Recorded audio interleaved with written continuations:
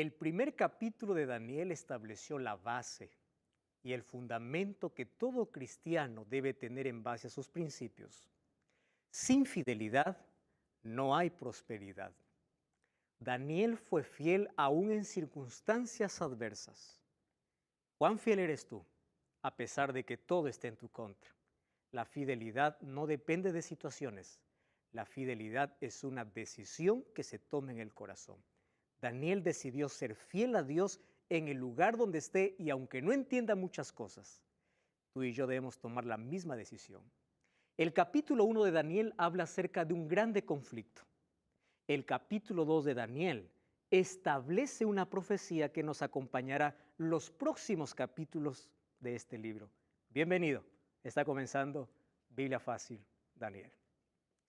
Gracias por acompañarnos y estamos aquí con nuestros amigos que de diferentes países nos están visitando y ellos aquí están para comprender juntos, ¿verdad? Porque quien nos enseña aquí no es ni siquiera un ser humano como yo, es la palabra de Dios. Este es nuestro libro de texto.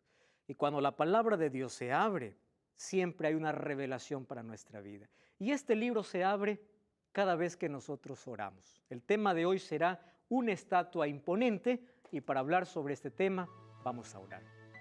Querido Dios, gracias porque tu palabra nos revela el futuro. Gracias porque a través de la profecía tú nos muestras que eres omnisciente, que todo lo sabes y que tú tienes el control de todo. Toma el control de nuestra vida y bendícenos en este momento al abrir tu palabra. Tu Santo Espíritu sea nuestro Maestro. Te suplicamos en el nombre de Jesús. Amén. En el programa anterior nosotros hablamos acerca de la fidelidad de Daniel. Daniel fue fiel aún en su alimentación. ¿La alimentación tiene que ver con religión? Sí, pero no con una religión simple. La alimentación tiene que ver con adoración. Porque si nosotros cuando nos entregamos a Cristo reconocemos que nuestro cuerpo es templo del Espíritu Santo, entonces nuestro cuerpo debe estar bien cuidado. Entonces Dios estableció cómo nosotros tenemos que comer o qué debemos comer. Recuerdan que hablamos de 3 tipos de alimentos. Alimento recomendado, alimento prohibido y alimento permitido. Correcto. César, tienes una pregunta. Bueno, sí, tengo una pregunta. Antes de venir acá, Ujú. consulté a un amigo, es cristiano él, pues, ¿eh? Sí. Yo le conté que iba a venir para acá. Y me dijo, ¿para qué tú te vas ahí? Bueno, te van a prohibir a comer el cerdo. Ujú. Entonces yo le digo, pero está prohibido, le digo. No, es simplemente pedirle a Dios, me dice él, Ujú. y que nos permita orar y comerlo el cerdo. Gracias César. Tú sabes que eso también me han dicho a mí. Lo siguiente me han dicho, ustedes son la iglesia que prohíbe. Yo le digo, no, la iglesia no prohíbe. En ningún momento la iglesia te prohíbe algo. La iglesia establece o predica lo que la Biblia dice. Entonces voy a tocar este tema porque es muy importante. Las personas que quieren justificar un tipo de alimento que no es permitido, toman 2 textos de la Biblia. ¿Me permiten hablarles? El libro de Hechos capítulo 10. Vamos a Hechos capítulo 10. Entonces ahí vamos a encontrar el versículo 11 que dice así, vi el cielo abierto. ¿Saben quién está hablando aquí? Pedro. Y que descendía algo semejante a un gran lienzo, atado de las 4 puntas, era bajado a la tierra, en el cual había todos los animales, dice, cuadrúpedos, terrestres, reptiles, aves, y me vino una voz del cielo que me dijo, Pedro, levántate, mata y come. Entonces Pedro dijo, oh Señor, ninguna cosa impura, ¿cómo llama Pedro a estos alimentos? Impuros, ha entrado en mi boca. Y Dios le dice, César, mira la respuesta, lo que Dios limpió, no lo llames inmundo. Wow. Entonces uno dice, aquí está el texto. Lo que Dios limpió, ¿para qué llamar inmundo? El problema es que hay gente que solamente lee el texto sin terminar la historia. Vamos a leer el versículo 27. ¿Les parece? Bueno, versículo 17. Entonces Pedro estaba perplejo dentro de sí sobre lo que significaba la visión. Versículo 18 dice, llamaron y preguntaron si se hospedaba allí un tal Simón que tiene por sobrenombre Pedro. Entonces Pedro pensaba en la visión y el Espíritu le dijo, 3 hombres te buscan. Levántate, desciende, no dudes de ir con ellos porque yo los he enviado. ¿Quiénes le estaban buscando? 3 gentiles. Versículo 26. Pedro se levantó cuando estaba en la reunión y dijo, levántate porque yo mismo soy un hombre. Versículo 27 dice, hablando con él entró y halló a muchos que se habían reunido y les dijo, vosotros saben cuán abominable es para los judíos juntarse con los gentiles. Pero Dios me ha mostrado que no llame inmundo ¿a quién? Al que Dios limpió. ¿Está hablando de comida o está hablando de una creencia que ellos tenían? ¿A quiénes llamaban inmundos los judíos? A los gentiles. Es decir, la misma Biblia presenta una respuesta, no está hablando de alimentación. Otro texto, César, que presentan es 1 Timoteo capítulo 4. Vamos a 1 Timoteo, ¿les parece? Dice así el versículo 2. Versículo 1. El Espíritu dice claramente que en los últimos días, está hablando de estos últimos días, algunos apostatarán de la fe escuchando espíritus engañadores y doctrinas de demonios. Hipócritas y mentirosos prohibirán casarse y mandarán abstenerse de alimentos que Dios creó para que con acción de gracias participaran de los creyentes, porque todo lo que Dios creó es bueno y nada debe desecharse si se toma con acción de gracias. El texto que me estaba diciendo, ya que por la palabra de Dios y por la oración es santificado. ¡Wow! ¡Qué texto!, ¿verdad? Bueno, ¿quién está hablando aquí? Pablo. Ahora, miren, vamos a analizar el texto. No es leer, ya, aquí dice que en los últimos días vendrá alguien que prohibirá casarse y prohibirá comer. No vamos a hablar del matrimonio, ¿está? Vamos a hablar de los alimentos. Resulta que en el tiempo de Pablo había una filosofía o una secta que eran los ascetistas. ¿Quiénes eran los ascetistas? Los ascetistas eran las personas que mortificaban su cuerpo y ellos pensaban así, que el cuerpo está privado de cualquier placer. Es por eso que no podían casarse y si habían alimentos para comer, tampoco deben comerse si es agradable al gusto. ¿Por qué? Porque ellos querían mortificar el cuerpo para alcanzar la salvación. Ahora, vamos a analizar el texto mismo. ¿Qué cosa dice la Biblia? Vendrán engañadores, dice, escuchando, hablando doctrinas de demonios. Yo les pregunto, ¿quién llamó inmundo y limpio? ¿Fue Dios o el diablo? Dios. Ahora, ¿eso es doctrina de demonio? No. Entonces no está hablando de la alimentación de Levítico ni de Génesis capítulo 2 o capítulo 8 cuando separó Dios lo limpio del inmundo. Otra cosa, dice así, prohibirán casarse y mandarán abstenerse de alimentos que Dios creó para que con oración o acción de gracias fuese comido. ¿Está hablando de todo tipo de alimentos? No, de los alimentos que Dios creó para comer. De eso dice, para que con acción de gracias sea comido. En la parte final dice, ya que la palabra de Dios y la oración lo ha santificado. Ahora pregunto, cuando hablamos de animales limpios y animales inmundos, ¿quién es el que los llama limpio o inmundo? Es la Biblia. Entonces, ¿quién es el que santifica a esos animales? La Biblia. Entonces, Dios dice, o aquí Pablo dice, a los que la palabra de Dios ya los llama limpios. ¿Comprenden esta situación? Ahora, voy a tomar tu lógica y voy a cerrar un momento la Biblia para pensar lógicamente. ¿Ah? Vamos a imaginar que Dios prohibió, voy a poner al cerdo como ejemplo porque tú lo pusiste, César. No necesito yo un texto bíblico para decir que el cerdo es malo. Ahora la Organización Mundial de la Salud, y hay muchos estudios que dicen que es malo. Pero vamos a dejar eso a un lado. Vamos a imaginar lo siguiente, que Dios limpia el cerdo. Aunque Él lo llama inmundo, Dios lo limpia. Entonces, si Dios limpia el cerdo, también puede limpiar el licor.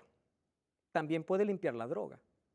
Porque si es tan dañino como aquello que Dios llama inmundo, si Dios limpia a uno, también tiene que limpiar lo demás. Entonces yo puedo ser un drogadicto saludable. Porque yo puedo orar y Dios puede hacer que la droga no me haga daño. ¿Está en la lógica conmigo o no? Miren hasta qué terreno nos podemos meter. Si una oración es capaz de limpiar todo, entonces yo puedo justificar cualquier pecado, cualquier cosa que Dios prohibió. Ahora, cuestión de alimentación tiene que ver con cuestión de conciencia. Yo sé que mi cuerpo es templo del Espíritu Santo, yo lo cuido. ¿Y lo cuido para qué? Para dar gloria a Dios. ¿Qué cosa dice 1 Corintios 10:31? Dice, si ustedes comen o beben y hacen cualquier otra cosa, háganlo para la gloria de Dios. ¿Y cómo se da gloria a Dios? Obedeciéndole. ¿Qué cosa hay que obedecer? Lo que está en su palabra. Entonces, lo que Dios llamó limpio es limpio, lo que Dios llamó inmundo es inmundo. Daniel fue fiel en todo. Ahora nosotros vemos, Daniel capítulo 2, que pasamos de una historia a otra, de un rey que está admirado, porque Daniel, ¿recuerdan cuántas veces mejor era que todos los sabios? 10 veces mejor. Ahora pasa de un rey que está admirado a un rey que está asustado. Porque el capítulo 2 de Daniel me habla acerca de algo muy interesante. Miren cómo comienza. En el año segundo de reinado de Nabucodonosor, tuvo sueños y se turbó su espíritu y no podía dormir. Hay dos cosas que me llaman la atención. Número 1, año segundo y sueños que le turbaron. A ver, presten atención aquí, esto es interesante. ¿Cuántos años Daniel estuvo estudiando? ¿Recuerdan? 3 años. ¿Se acuerdan ustedes de la educación que le dio Daniel? Y aquí parece que hay algo que está mal, ¿no? Si ya pasaron 3 años, ¿por qué dice en el segundo año? ¿No les parece algo curioso? Si ya pasaron 3 años que Daniel está en Babilonia. Y aquí dice, en el segundo año del reinado de Nabucodonosor. Cuando ustedes encuentren algo que no cuadre en la Biblia, algo que no entre en su cabeza, ustedes tienen que ir a revisar a la historia. O la misma Biblia da la explicación de por qué dice ciertas cosas. Cuando dice el segundo año, no quiere decir que recién 2 años estaba Nabucodonosor en el reino. Nabucodonosor ya estaba 3 años. ¿Pero por qué dice en el segundo año? Porque el primer año en ese tiempo no se contaba cuando los reyes iban al trono. Se llamaba el año de ascensión o el año de transición. Y el año de transición no se contaba para ningún rey. Se contaba recién a partir del segundo año, como si fuese, ¿qué cosa? El primer año. Entonces, han pasado ya 3 años. Daniel ya es un sabio, ya pasó por la Universidad de Babilonia. Y es allí cuando Daniel tiene, o Nabucodonosor tiene un sueño que le turbó. Todos soñamos, ¿verdad? Hay muchos sueños que nos recordamos, otros nos olvidamos. Pero lo interesante es que este sueño le turbó, le asustó. ¿Por qué? Resulta que el sueño que tiene Nabucodonosor no es un simple sueño, sino es la profecía más larga porque viene desde Babilonia hasta nuestros días. No era un simple sueño. ¿Qué cosa tuvo? Una visión en sí, en un sueño. Dios estaba revelando a Nabucodonosor el futuro del mundo. ¿Y por qué Dios le reveló a Nabucodonosor? Entonces vamos a responder 2 preguntas. Primero, ¿qué es una profecía? Si vamos a Isaías 46, 9 y 10, dice que Dios es el único que puede revelar el futuro, porque Él conoce el futuro. Ahí dice, nadie como yo, es decir, el único que conoce el futuro, ¿quién es Dios? ¿Quién es? Es Dios. ¿Qué es una profecía? Miren, una profecía es como cuando ustedes se ponen binoculares. Ustedes conocen los binoculares, ¿no? Cuando han ido a la playa, a algún lugar. Ya binoculares, ustedes están en este lugar y los binoculares hacen que ustedes puedan ver a cierta distancia. Eso es una profecía. Ustedes están en este tiempo, la profecía te hace ver a distancia de lo que va a ocurrir. Ahora, ¿quién puede hacernos ver el futuro? Solo Dios. La pregunta es, ¿por qué a Nabucodonosor? Si Nabucodonosor era un rey malo. ¿Cómo es posible que Dios revele una gran verdad a un rey impío? Quiero que presten atención aquí. ¿Saben por qué Dios llamó la atención de Nabucodonosor? Porque para Nabucodonosor, en su pensamiento y en su lógica, cuando una persona se olvida de un sueño es porque su Dios está enojado. Entonces Dios llamó la atención de Nabucodonosor, revelándole el futuro y haciéndole olvidar el sueño para llamar su atención. ¿No les parece Dios tan maravilloso? Dios llama nuestra atención para invitarnos a la salvación y lo hace de diferentes maneras. Dios le revela el futuro para decirle a Nabucodonosor, Nabucodonosor, va a venir un imperio mejor que es el reino de los cielos y tú estás invitado. Era la única manera de cómo el evangelio podía entrar en el corazón de Nabucodonosor. Si no, nunca Nabucodonosor hubiese llamado a Daniel, a ver, explícame de Dios. Nunca lo hubiese hecho. Pero ahora, ¿cómo entró Daniel a la presencia de Nabucodonosor? Porque había una curiosidad en él. Quiero saber qué soñé. Porque en su creencia era, si me olvidé el sueño, es porque mi Dios está enojado. Entonces, ¿qué cosa hace Nabucodonosor? Nabucodonosor llama a todos sus magos. Antes nosotros tenemos que comprender lo siguiente. ¿Qué cosa es una profecía? Es la evidencia del Dios omnipotente. La profecía es una muestra de que la Biblia es la palabra de Dios. Si alguien dice, la Biblia no es la palabra de Dios, muéstrale las profecías. Porque la profecía, si se cumplió en la historia y la Biblia lo dijo, ¿quién es el único que sabe el futuro? Dios. Es la mayor evidencia. Número 3, la profecía es un eslabón que une el pasado con el futuro. ¿Qué significa? Si Dios dijo algo y ya se cumplió en el pasado, entonces lo que Dios dijo sobre el futuro también se cumplirá. Por eso es un eslabón que une a los dos. La profecía descubre los secretos del Creador y nos enseña cómo vivir. Si nosotros sabemos que estamos viviendo en el tiempo del fin, la profecía debe enseñarme cómo debe ser mi vida en este tiempo. Muy bien, entonces ahí encontramos versículo 2, vamos a Daniel capítulo 2, versículo 2. Cuando tuvo ese sueño y no se acordó, mandó llamar ¿a quién? A los magos, astrólogos, encantadores y caldeos para que le explicaran su sueño. Entonces vinieron y se presentaron delante del rey. El rey les dijo, he tenido un sueño, mi espíritu se ha turbado. Entonces ellos hablaron, rey para siempre vive, cuéntanos tu sueño y te daremos la interpretación. Le dicen a Nabucodonosor, solo que hay un problema, no me acuerdo el sueño. Estos magos, encantadores, adivinos, estaban acostumbrados a dar interpretaciones. Ahora, ¿ustedes no creen que las interpretaciones que hoy en el mundo se dan, todas de ellas son falsas? Ahora les voy a demostrar por qué. Miren, Nabucodonosor, él no está preocupado en solucionar su problema, porque él está manteniendo a sabios. ¿Correcto? Entonces él dice, vengan aquí todos. ¿Quiénes son los que vienen? Y ahí hay una lista, los divide en 4 grupos, magos, astrólogos, encantadores y caldeos. Entonces, yo estoy manteniendo a gente que dice que sabe todo, entonces venga y me diga lo que yo soñé.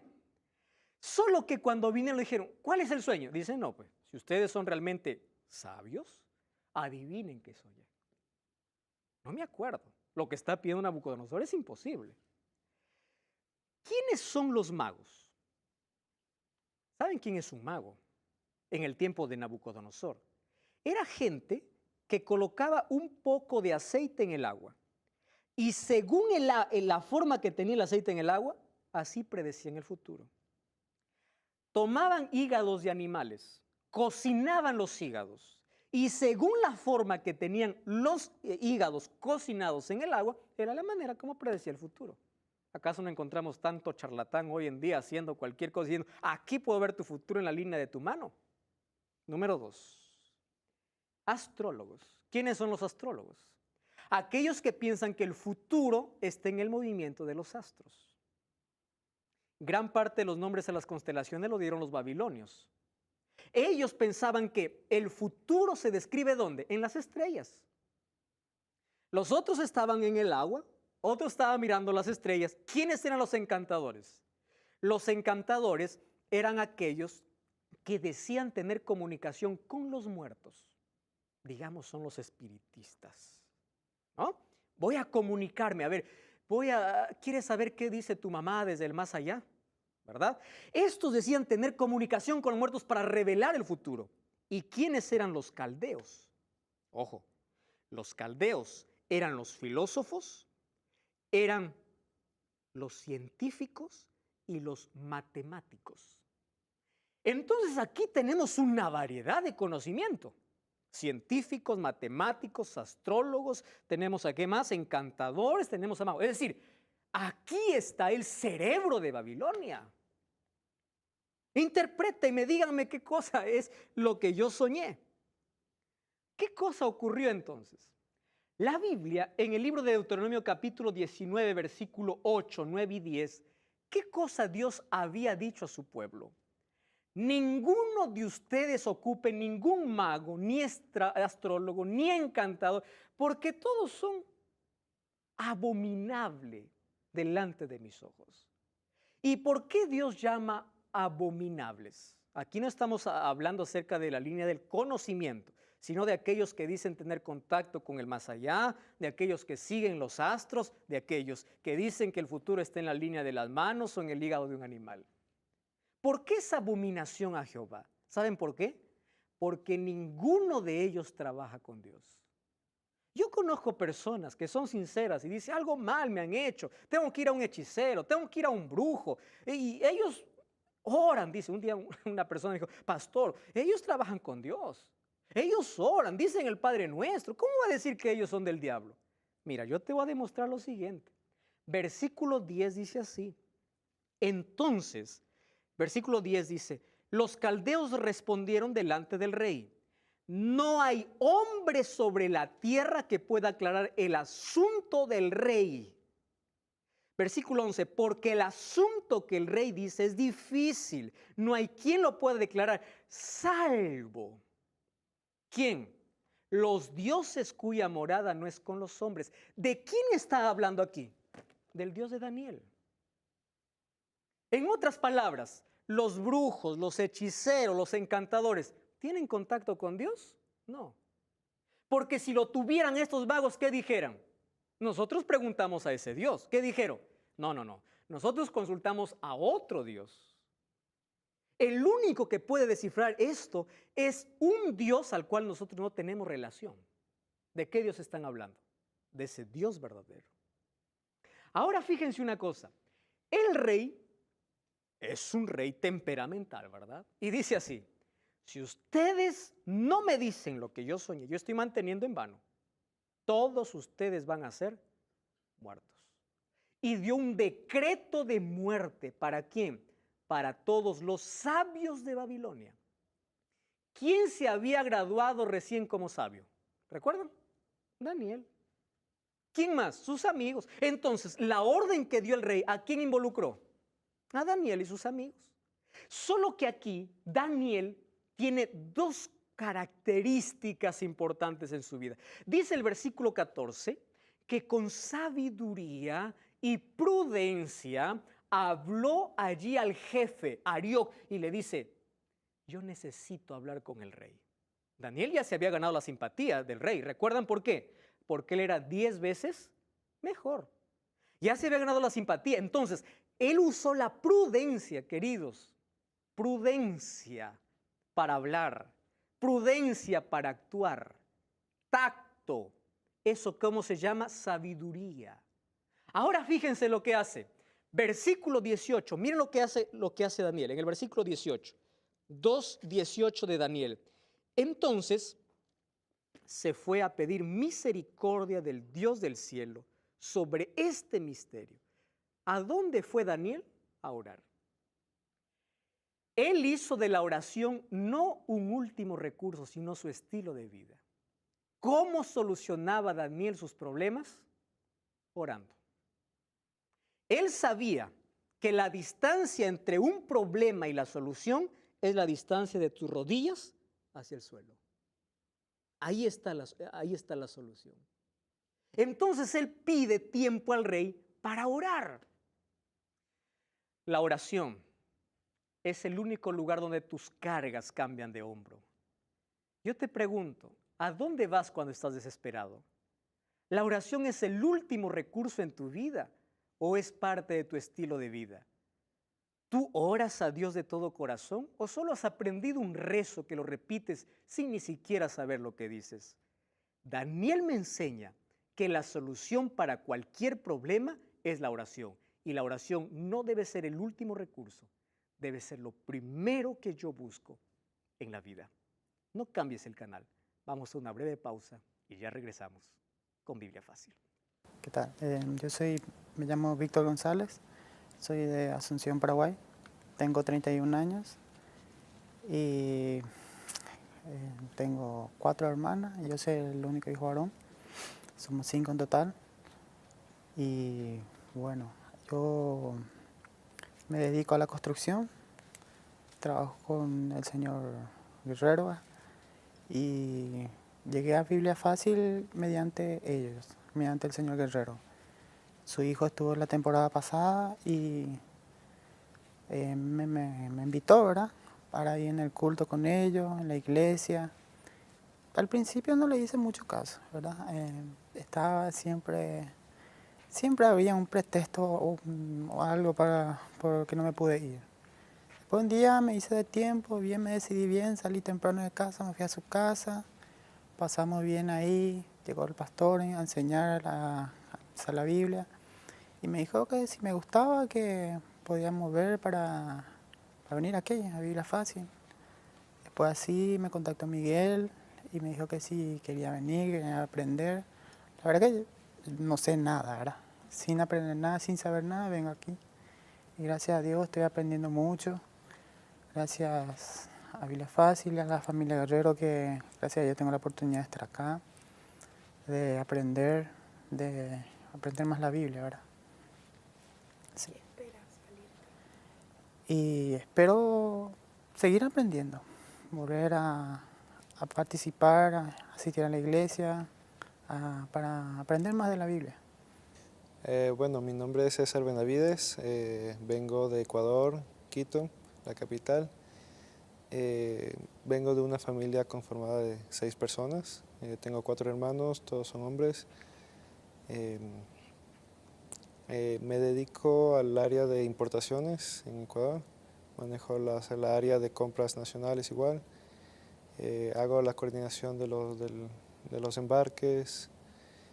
Y bueno, llegué a Biblia Fácil por una llamada, me sorprendió mucho. Justo estaba pasando por un mal momento y creo que la llamada me llegó justo a tiempo para poder cambiar mi pensamiento. Mis expectativas para este programa es aprender, más también por la parte religiosa que por lo personal. La Biblia no solo nos enseña la parte espiritual, sino también la forma de vivir, normas a seguir para tener una buena convivencia con nosotros mismos, con Dios y con el resto de las personas.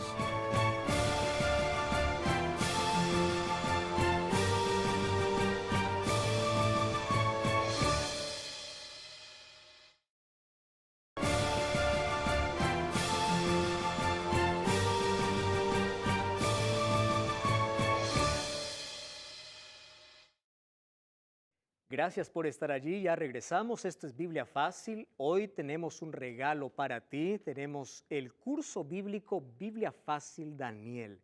Tú puedes solicitarlo totalmente gratis si nos envías un WhatsApp en este momento al más 5512 98 100 14 60. Si vives dentro de Sudamérica, tú recibirás este curso totalmente gratis en tu casa. Si no, también puedes descargar, si vives en cualquier otro país fuera de Sudamérica, ingresa a estudielabiblia.com. Allí vas a encontrar este material disponible para su buena lectura. Estamos hablando acerca del capítulo 2 del libro de Daniel. Y ahí encontramos que hay un problema. Y el problema es que hay un decreto de muerte. Y ese decreto de muerte involucra ¿a quién? A Daniel. Daniel, cuando tiene un problema, no llora, no se desespera, no grita, no maldice. Él sabe dónde encontrar la solución. Y él sabe que la salida es Dios. Y la manera como uno habla con Dios es a través de la oración. Es por eso que él no dijo, a ver, dame tiempo para ir a revisar todos mis estudios que hice en la universidad. ¿Verdad? Voy a ver qué me enseñaron mis profesores. No, él dice, yo necesito tiempo, pero tiempo para orar. Entonces él se fue al rey y le pidió tiempo. ¿Y ese tiempo para qué lo usó? Para orar. Daniel era un hombre de oración. Ahora, miren lo que sucede. Quiero que ustedes imaginen conmigo la historia. Yo imagino mucho las historias. El versículo 26. Entonces el rey llamó a Daniel, al cual lo llamó Belsasar, y le dice, ¿podrás tú hacerme conocer el sueño que vi? ¿Qué le está tratando de decir aquí el rey?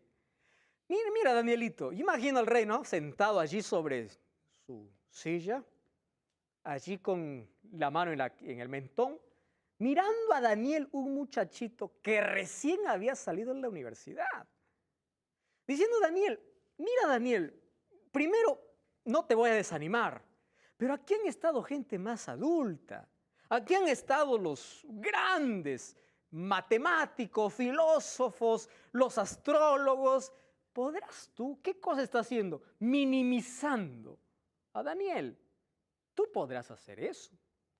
Daniel revierte la situación y lo hace con prudencia. ¿Y cómo hace Daniel?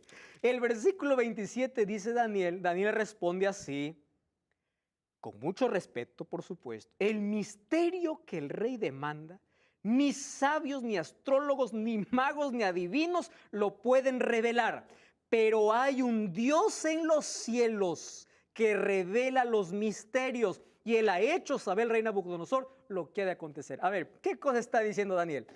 Discúlpeme, rey, con todo respeto que usted se merece, pero sus dioses y sus magos no valen para nada. Está diciendo de manera prudente. Lo que yo le voy a decir, ni un dios de los 1500 que usted tiene, ni un mago, ni un astrólogo lo podrá hacer. Y aprovecha Daniel la primera oportunidad, ¿para qué? Para testificar de quién es su Dios. En otras palabras, Nabuquito, ¿recuerdas cuando tú celebrabas que venciste a mi Dios? Hoy te quiero mostrar que mi Dios es superior a todos los tuyos. ¿Recuerdas cuando celebrabas y decías, derrotamos al Dios de Israel? Hoy quiero decirte que mi Dios es el único soberano. Ahora se revierte la situación. ¿Dónde está tu celebración? Ahora te voy a mostrar por qué Dios había revelado a Nabucodonosor. Ahí está la respuesta. Versículo 29. Cuando tú estabas en tu cama, tú estabas pensando sobre lo que había de suceder en el futuro. Él estaba inquieto por el futuro. Versículo 30, la parte final dice, para que entiendas los pensamientos de tu corazón. ¿Qué cosa estaba buscando Nabucodonosor? Conocer el futuro. ¿Qué cosa reveló Dios para Nabucodonosor? El futuro. Ahora fíjense lo que ocurre. Cuando presenta a ese Dios, Daniel se va al grano y le dice en el versículo 31, miren lo que dice, tú veías una grande imagen y empezó a recordar, ¿verdad? El rey era de gloria sublime, estaba en pie, la cabeza era de oro fino, su pecho y sus brazos de plata, su vientre y sus muslos de bronce, sus piernas de hierro, sus pies en parte hierro y en barro cocido. Estaba mirando hasta que una piedra se desprendió, no cortada con mano de hombre, hirió la imagen en sus pies de hierro y la desmenuzó. Eso era todo el sueño, eso era todo el misterio. Miren, antes quiero decir algo. Un cristiano puede revertir cualquier situación. ¿Cuál era el decreto para todos los sabios? Morir. Llegó Daniel y por su presencia vivieron. Voy a hablar para ti. Tú eres un cristiano que trabaja en una empresa. Eres un profesor que estás en una escuela pública. En el lugar donde estés, brilla, resplandece, revierte la situación. Porque cuando tú te entregas a Dios y oras a Dios, no podrá dejar de verse la atmósfera que tú vas a poner por donde vas. Daniel revertió la situación de muerte a vida. Todos los sabios aplaudieron a Daniel. Daniel, estuvimos condenados a muerte, pero tú nos diste vida. Daniel no les dio la vida, pero un hombre en las manos de Dios puede revertir incluso una situación tan difícil como esta. Eso es lo que Dios quiere hacer con nosotros cuando le permitimos. ¿Cuándo le permitimos? Cuando somos fieles, cuando tomamos una decisión por Dios. Entonces, aquí le explica a Daniel, y uno puede decir, bueno, ahora vamos a interpretar la estatua, ¿no? ¿Qué significa la cabeza? ¿Qué significa? Miren, si Dios no hubiese explicado a través de Daniel, hoy día hubiesen 1000 interpretaciones sobre esta estatua. Pero la misma Biblia interpreta. Nosotros no necesitamos inventar ninguna interpretación. ¿Qué cosa dice ahí el versículo 39? Después de ti, versículo 38, la parte final. ¿Qué cosa dice? Tú eres, ¿qué cosa? La cabeza de oro. ¿Qué cosa le estaba revelando Dios a Nabucodonosor? La humanidad. ¿Desde qué momento? Desde su tiempo. La cabeza de oro, ¿a quién representaba? Babilonia. Tú eres la cabeza de oro. Y dice el versículo 39, después de ti se levantará otro reino inferior. ¿De qué está hablando? De que Babilonia no iba a permanecer para siempre. De que vendría otro imperio. Hasta ese momento, Babilonia era el imperio más brillante. Nunca hubo un imperio que tuvo más oro que Babilonia. Más poderoso, más deslumbrante en la historia, que incluso hasta hoy se reconoce una de sus maravillas como las 7 maravillas del mundo antiguo, los jardines colgantes de Babilonia. No existió algo mejor. Tú eres esa cabeza de oro, pero recuerda que tú no vas a durar para siempre. Tu imperio va a tener un fin. Va a venir otro. ¿Ese otro quién era? Ciro.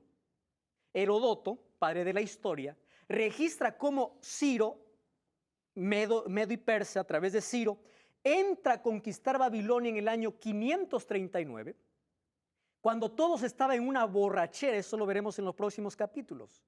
Seca el río que cruzaba por la ciudad, y Babilonia es conquistado. Eso está revelando, dice, detrás de ti, ¿quién vendrá? Vendrá otro que representa allí, ¿qué cosa? El pecho y los brazos. Se refería a Ciro, que conquistó en el año 539, pero eso no termina. Y después vendrá un tercer reino o un tercer imperio. Ojo, esto es profecía. Le está diciendo lo que vendrá. Y ese tercer imperio, ¿a quién se refiere? ¿Quién conquistó a los medos y los persas? ¿Recuerdan ustedes que en el año 331, desde mucho antes, 323, 320, apareció el gran general, el gran hombre que en 10 años conquistó casi todo el mundo antiguo? ¿Cómo se llamó? Alejandro. Alejandro era un rey griego o un príncipe, un general griego. Grecia conquistó ¿a quién? A los medos y los persas.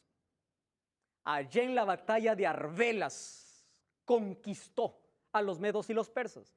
Y luego, miren lo que dice el siguiente texto. Vamos allí. El versículo 40. El cuarto reino será fuerte como hierro, y como el hierro desmenuza y rompe las cosas. ¿Cómo todo esto se cumple perfectamente de un reino fuerte, poderoso, cruel, desmenuzador? ¿En quién? En Roma. Cristo vino, nació y murió bajo el imperio romano. Ahora, miren, aquí tenemos 4 imperios. Si esta profecía hubiese sido humana, ¿qué cosa es lo lógico? Díganme ustedes, después de 4 reinos, ¿qué cosa es lo lógico? Que venga un 5º imperio. ¿Es lógico o no es lógico? Es lo más lógico. Pero miren lo que dice allí, el versículo 41. Lo que viste de los pies y los dedos, en parte barro cocido y en parte hierro, será un reino dividido. Pero no habrá en algo de la fuerza del hierro, así como viste el hierro con el barro cocido. Ahora, versículo 43. Así como viste que el hierro mezclado con barro, se mezclarán por medio de alianzas, pero no se unirán el uno al otro. Versículo 44. En estos días de estos reyes, el Dios del cielo levantará un reino que no será jamás destruido. ¿Qué significa? Después del imperio romano, ¿existirá un 5º imperio? Nunca. La pregunta es, si los medos conquistaron a Babilonia, los griegos conquistaron a los medos y Roma conquistó a Grecia, claro, Roma conquistó a Grecia, ¿quién conquistó a Roma? Muy buena pregunta. ¿Quién conquistó a Roma? Hay un historiador británico llamado Edward Gibbons. Edward Gibbons no es cristiano. Y él, al mirar la profecía, dijo, realmente la Biblia es la palabra de Dios. Porque él narra en el libro de historia cómo Roma fue conquistado en sus propias bases. por 10 tribus bárbaras que conquistaron a Roma. Roma se dividió. Y esas 10 tribus dieron origen ¿a qué? A Europa. Por ejemplo, ¿quiénes eran las 10 tribus? Los álamos, los francos, los burgundios, suevos, visigodos, sanjones, lombardos, vandalos. ¿Qué cosa hablaba acerca de los pies? Que ya no sería un reino, sino un reino como partido, dividido. Algunos países más fuertes, otros países más débiles. ¿Y qué dice? Tratarán de unirse para formar un imperio, pero nunca más se unirán. Ahora fíjense, todos esos países, ¿qué cosa formaron? Los álamos que formaron Alemania, los francos Francia, burgundios Suiza, suevos Portugal, visigodos España, sanjones Inglaterra y lombardos Italia. Pastor, ¿y qué sucedió con los vándalos, ostrogodos y érulos? Guarden eso allí porque vamos a ver qué sucedió en los próximos capítulos. Estas 10 tribus extranjeras dividieron al imperio romano. ¿Y qué cosa decía la profecía? Que no se unirán más. Ahora, presten atención. Carlomagno, Carlos V, Napoleón Bonaparte hicieron todo lo posible para unir. Y cuando estaban a punto de lograrlo, su proyecto fracasó. Porque la profecía, ¿qué cosa decía? No se unirán más. ¿Saben qué cosa es lo que más me alegra de esto? Dice, en los días de estos reyes vendrá una piedra no cortada con mano de hombre que desmenuzará la estatua. ¿Quién es esa piedra? Esa piedra es Cristo. Ese es el reino. Eso es lo que Dios mostró a Nabucodonosor. Le estaba diciendo, mira Nabucodonosor, tu reino por más glorioso que sea tendrá un final. Nabucodonosor, estás invitado a mi reino. Mi reino será eterno. Todos los reinos pasarán. Entonces yo pregunto, ¿dónde está Grecia? ¿Dónde está Media-Persia? ¿Dónde está Babilonia? Todos quedaron allá, empolvados en la historia. Y la profecía se cumplió exactamente. Y así como Dios invitó a Nabucodonosor, Dios está invitando a ti. Ven a mi reino. Forma parte de este reino. Lo que me interesa de la profecía es que dice, en los días de estos reyes, es decir, en los días de estos países, vendrá Cristo. No vendrá un nuevo imperio. Entonces, queridos, nosotros estamos viviendo en la parte final de la historia. Hace tiempo leí un título impresionante, decía, un hombre muerto con los pies vivos, porque nosotros somos los pies. Todo lo demás es historia, pero los pies están vivos solamente por un poco de tiempo, porque Cristo muy pronto vendrá para formar su reino eterno. Yo te pregunto, ¿tú estás preparado para formar parte de ese reino? Así como Dios invitó a Nabucodonosor a ese reino eterno, Dios está invitando a ti, porque en estos días Cristo aparecerá. Mientras canta Conexión Cielo, toma una decisión de formar parte de ese reino eterno. Ese reino que no será conquistado por ningún otro reino. Es el reino de los cielos. Ese es tu lugar.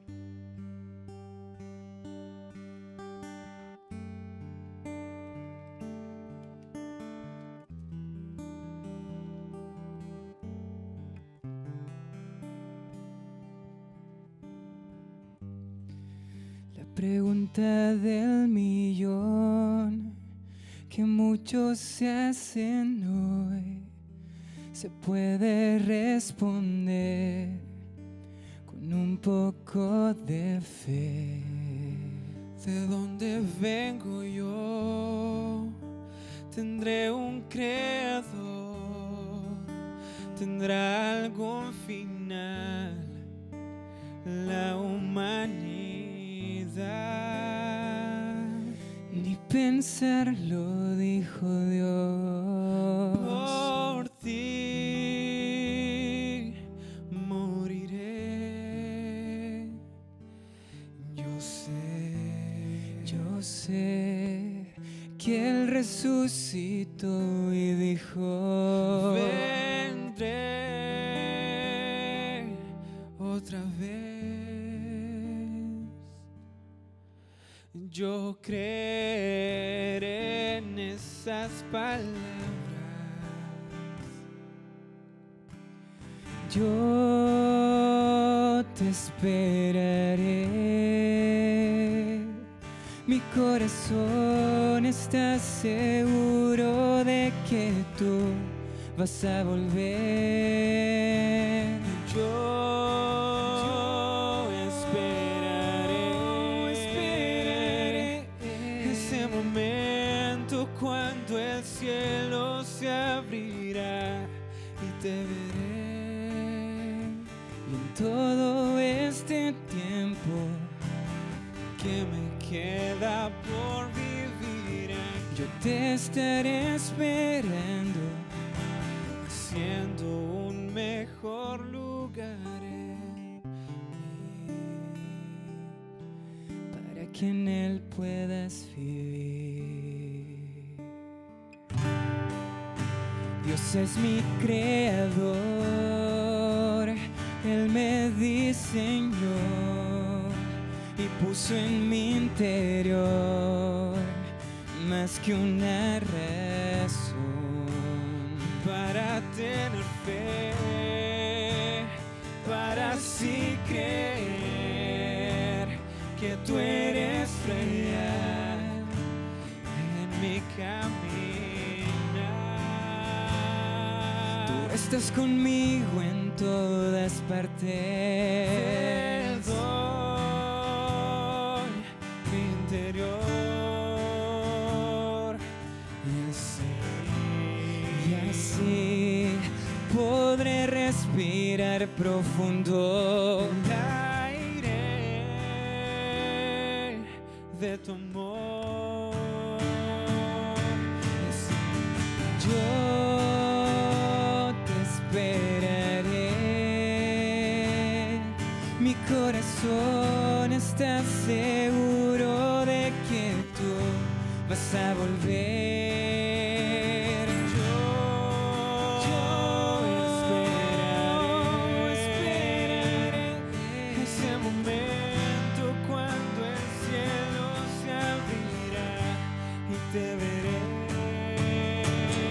Yo te esperaré.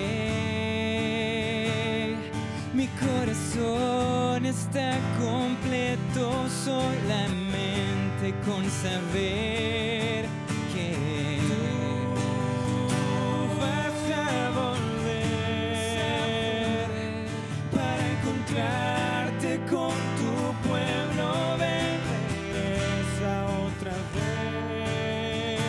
y en todo este tiempo Que me queda por vivir, yo te estaré esperando. un mejor lugar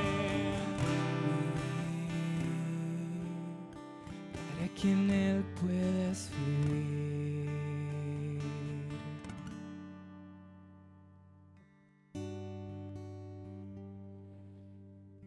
Hubiese sido fácil para Daniel presentar un mensaje lindo para Nabucodonosor, decirle: tranquilo, Nabucodonosor, tu reino va a ser eterno.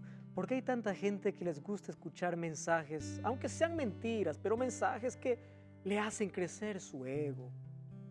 Hubiese sido fácil para Daniel decir eso, pero Daniel le habló la verdad. Daniel miró los ojos de Nabucodonosor y le dice: tu reino es pasajero, tú vas a pasar a la historia. Nabucodonosor, tú no eres eterno. Toda la gloria humana es temporal. Lo único eterno es el reino de los cielos. Queridos, si hay un tema en la Biblia que se repite tanto, es la vuelta de Jesús. Jesús está volviendo. Lo dice a través de noticias, lo dice a través de cosas que ocurren, lo dice a través de las profecías, a través de la Biblia. Tú has escuchado muchos mensajes del regreso de Cristo. Sin embargo, parece tan lejano porque estamos tan distraídos en lo temporal que descuidamos lo eternal. Estamos acumulando cosas en esta vida, en algún momento se van a acabar. Cuando descuidamos lo más importante que es el cielo. Más de 300 veces se repite en la Biblia, Cristo vuelve. ¿Qué le está diciendo Daniel a Nabucodonosor? Maranata, Cristo regresa a Nabucodonosor, prepárate. ¿Saben qué cosa es lo que me emociona? Dice, en los días de estos reyes. Estamos en la parte final. Basta con mirar todo lo que está ocurriendo en nuestro mundo para ver de que estamos viviendo en este tiempo del fin. Saben, Daniel murió confiando en la promesa del regreso de Jesús. Nabucodonosor, aunque se quedó sorprendido por aquella revelación, después de muchos años entregó su corazón a Jesús. Lo vamos a ver en los próximos capítulos. Pero ahora te pregunto a ti, ¿y cómo acabará tu historia? ¿Cuántas veces ya escuchaste de que Cristo está volviendo? Probablemente tú ya perdiste la fe y tú piensas que esto es una mentira. ¿No ves que las profecías hasta hoy se cumplieron de manera perfecta? ¿No ves que la revelación que fue dado allá en Babilonia alcanzó hasta nuestros días de manera perfecta y hoy la historia lo comprueba? Porque la profecía es eso. La profecía es escribir la historia de manera adelantada. La profecía te muestra en qué tiempo estás viviendo. Y esto a ti no debe aterrorizarte, debe darte esperanza. Porque la vuelta de Jesús es nuestra mayor esperanza. Cuando Cristo regrese, acabará con tu dolor, con ese cáncer que te está acabando, con ese desempleo que allí te está preocupando, con esa crisis que estás pasando. Cristo vendrá para poner fin a esas lágrimas, a ese insomnio de noches enteras sin dormir por la preocupación. Cristo vendrá para poner fin a aquella injusticia, a aquella herida abierta en tu corazón. Cristo vendrá a poner fin a la muerte, porque tú ya enterraste muchos seres queridos y tienes muchas heridas abiertas que se cerrará cuando Cristo venga. Ahora te pregunto, ¿estás preparado para formar parte de ese reino? Dios llamó la atención de Nabucodonosor a través de un sueño para invitarle a formar parte del reino. Hoy Dios está llamando tu atención a través de un programa para decirte, yo quiero verte en el reino. Queridos, y la invitación es para todos nosotros. Todos nosotros somos candidatos para estar en ese reino de los cielos. La pregunta es, ¿estamos listos? Vamos a orar. Querido Dios, toma nuestra vida. Gracias porque la profecía al cumplirse en exactitud nos muestra que tu palabra es real, es divina. Y si estamos viviendo en la parte final de la historia, permite que nuestros ojos vayan a aquello que es eterno, no aquello que es temporal. Que nuestra mayor búsqueda de la vida sea para que nuestro nombre esté escrito en el libro de la vida. Sea nuestra salvación, sea Jesús, no las cosas que se acaban. Toma nuestro corazón y ayúdanos cada día a estar preparado para ese glorioso encuentro. Queremos formar parte de ese grupo que levanta los brazos para decir, este es nuestro Dios. Te aceptamos como nuestro Salvador. Y ayúdanos a vivir en esta parte final de la historia como tú quieres. En el nombre de Jesús. Amén. Gracias por acompañarme en este programa. Te espero la siguiente semana para un fascinante capítulo más del libro de Daniel. Te espero aquí en Biblia Fácil.